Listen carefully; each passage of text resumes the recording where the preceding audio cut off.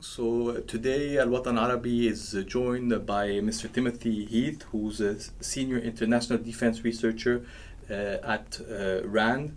You've held many positions in the past, a senior analyst for USPACOM, China Strategic Focus Group for 5 years, and you've worked with the US military and government for many years. So what we wanted to talk with you today about what is happening in China. And I'd like to start by asking you, do you see the tensions on the South China Sea at the changing point or changing strategic point for the US today? No, I think the tensions are high, but I do not see a dramatic change today or anytime soon.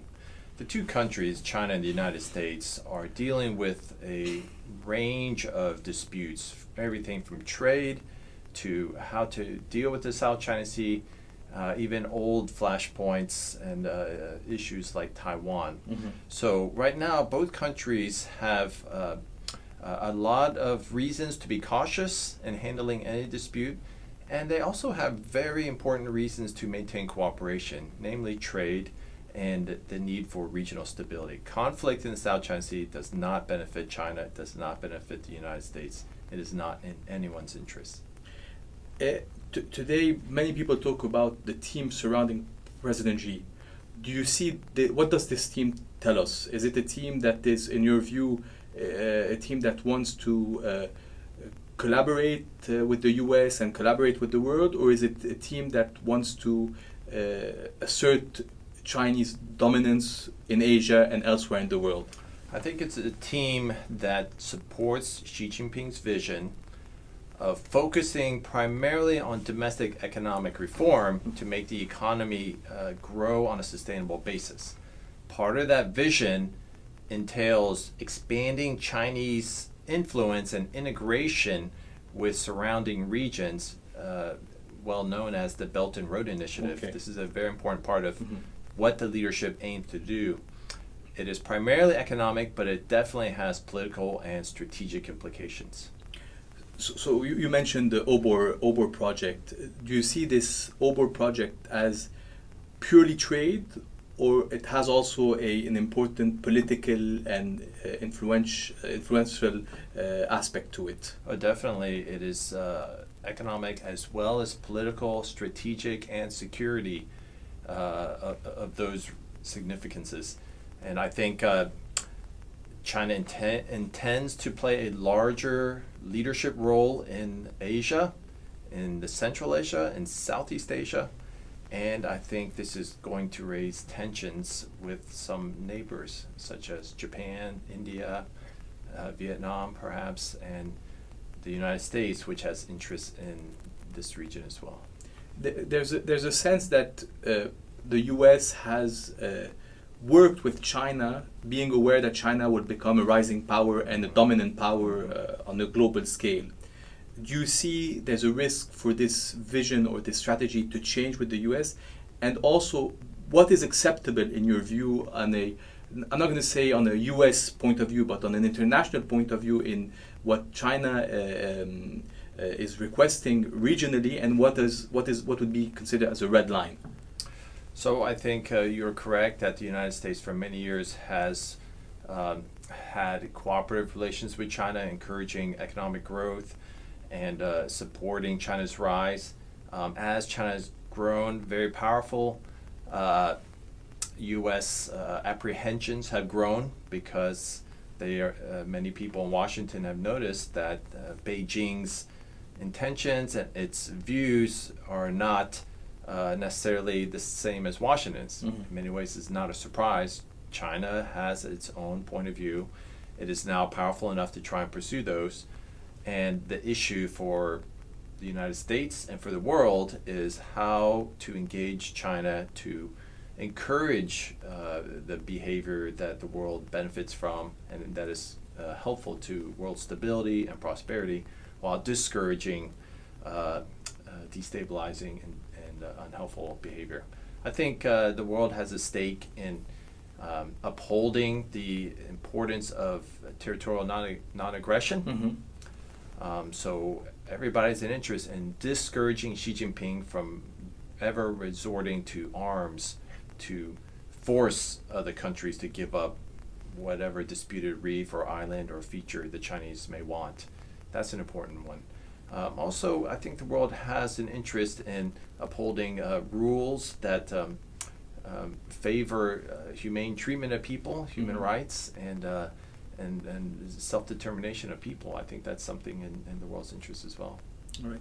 So, where would you put Russia in all this? Do you see as tensions might rise on the different files between the U.S.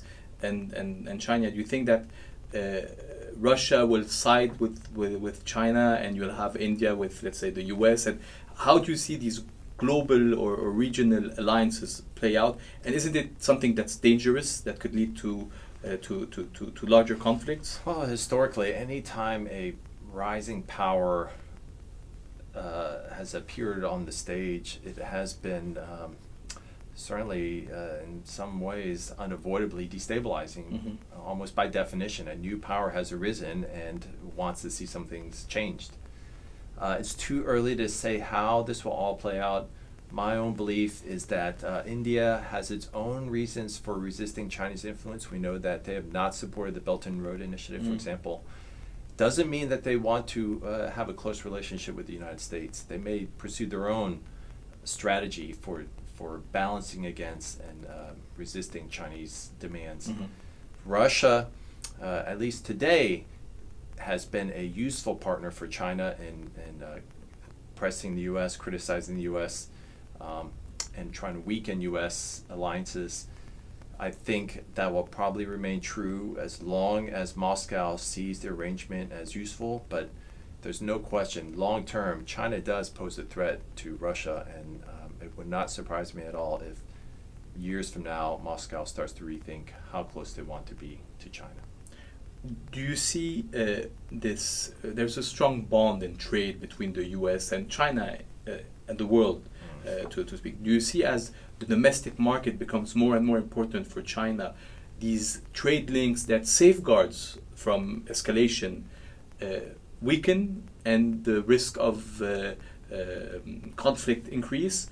Or do you think that it's a globalized global world and trade will always keep an important point? Well, I mean, there are reasons to believe both might happen at the same time. Okay. The sheer volume of trade between China and the United States, the two largest economies in the world, is enormous. The growth of the Chinese middle class suggests that demand for U.S. products could grow, whether it's American agriculture or American consumer goods, high-tech goods in particular. That could be a useful, helpful influence. On the other hand, China's economy is experiencing an upgrade. So they're no longer focusing on low-cost production of cheap goods that America no longer is interested in doing. Instead, China wants to make the kind of high-end goods that America does. So that adds a competitive dynamic to the economic relationship, which unfortunately I think encourages a broader competition between the two countries. So basically, you're more pessimistic about trade being a safeguard for conflict, as it was for the past, let's say, 20 years. But or 30 definitely, years.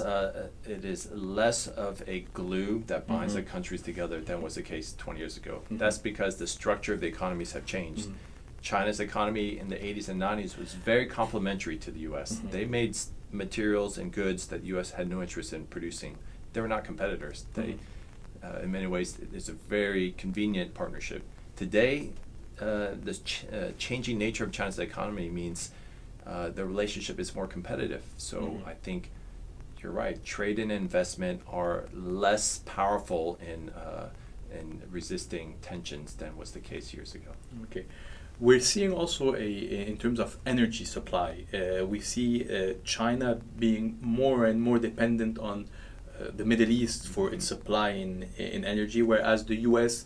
is less dependent, thanks to shale gas or oil, to the Middle East. How does this influence play out regionally and globally? this is going to be a very important question in the coming years. Mhm. I think the United States will retain an interest in the Middle East, even though it is becoming less energy dependent on the region.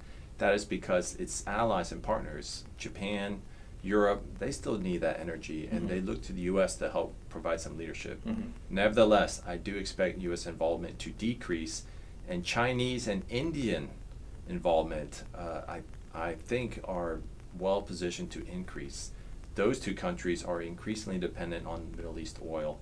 There is no shortcut for India and China, and the problems that happen in the Middle East will increasingly impact the economies of India and China.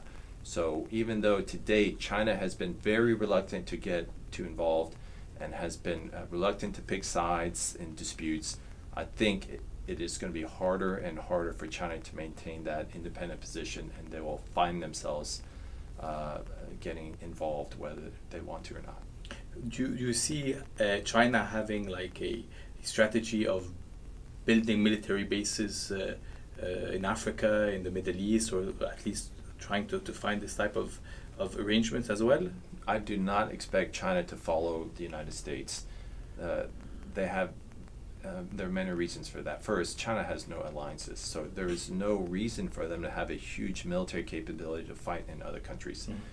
Second, they have a long tradition of avoiding military bases and trying to have a small military presence. Another reason to believe that China will follow a different path is the PLA simply doesn't have much capability to operate far away.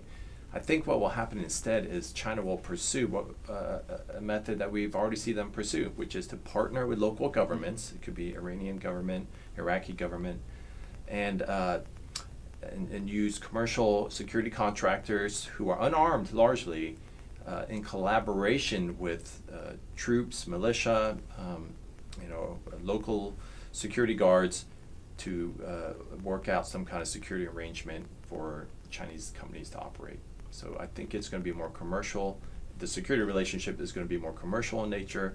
I don't expect a large PLA presence. I think the Chinese diplomats are going to be more active in trying to help, and it's going to be a very different approach than the United States. If we look at Africa, where China has really invested a lot and early on, what is the outcome for China? Is it a positive one, or is it what is the results of this strategy of investing and being more present in Africa in your view? Well, on the most basic level, it's certainly helpful to have infrastructure developed so that some of the economies can grow, and the African economies have been growing in part thanks to China's investment. But how well this all turns out will depend on decisions by the Chinese.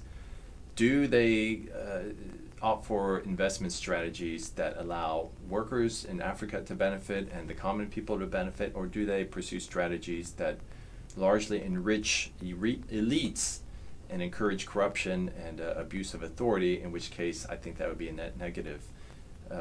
So it really depends on the decisions the Chinese make and how they handle investment and infrastructure development in Africa.